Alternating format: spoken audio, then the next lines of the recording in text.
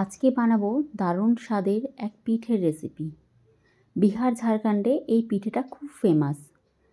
ওখানে সবাই একে আরিসা পিঠে বলে জানে। আবার উড়িষ্যাতে এই পিঠেটাকে আরিসা পিঠে বলে। আসুন দেখে নেওয়া যাক এই পিঠে বানানোর রেসিপিটি।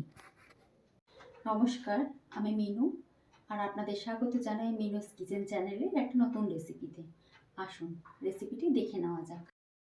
রেসিপিটি বানানোর জন্য প্রথমেই লাগবে আতপ চাল। এখানে আতপ চালই ব্যবহার করবেন। আমি 500 গ্রামের মতো আতপ চাল নিয়েছি। সেটাকে ভালো করে ধুয়ে পরিষ্কার করে নিতে হবে এবং তারপরে 4-5 ঘন্টার জন্য জলে ভিজিয়ে রেখে দিতে হবে। 5 ঘন্টা হয়ে গেছে।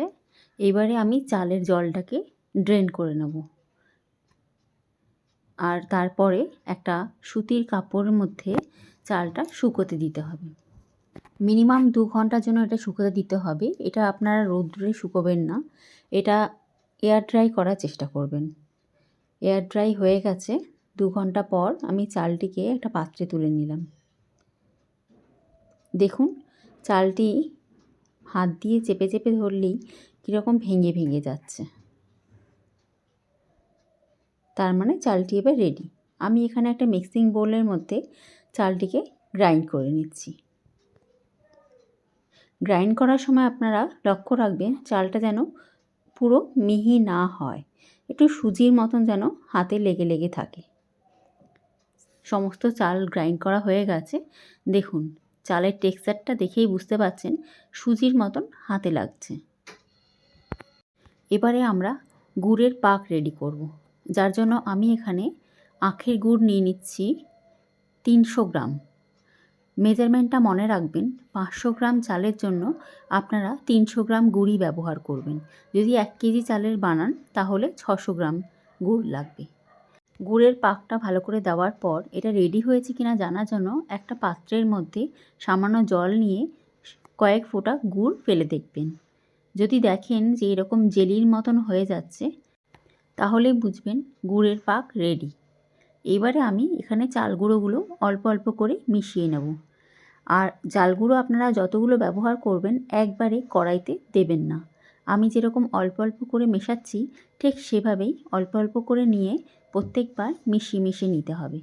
একবার মেশানোর পর আবার অল্প নিয়ে আবার মেশাবেন। এভাবেই আপনারা যতগুলো চাল নিয়েছেন সমস্ত চালের গুঁড়োটা আস্তে আস্তে করে মিশিয়ে নেবেন।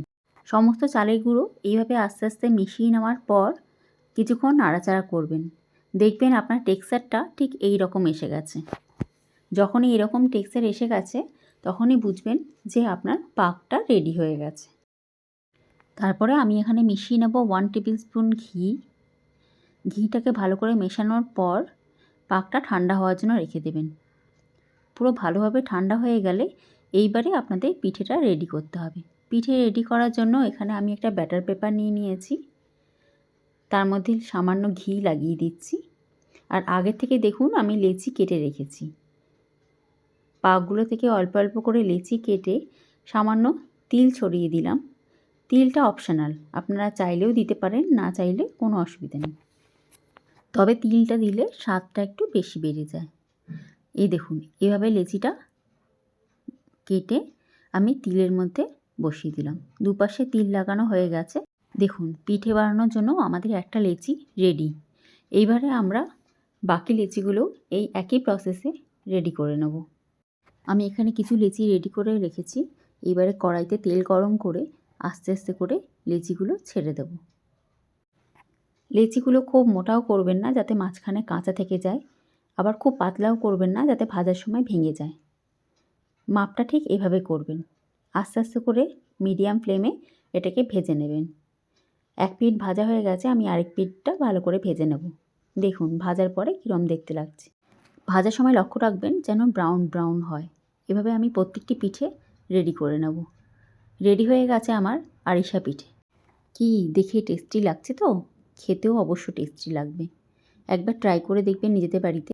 আর আগে এই পিঠে আপনারা কখনো বানিয়েছেন কিনা অবশ্যই জানাবেন। রেসিপিটি দেখার জন্য অসংখ্য ধন্যবাদ।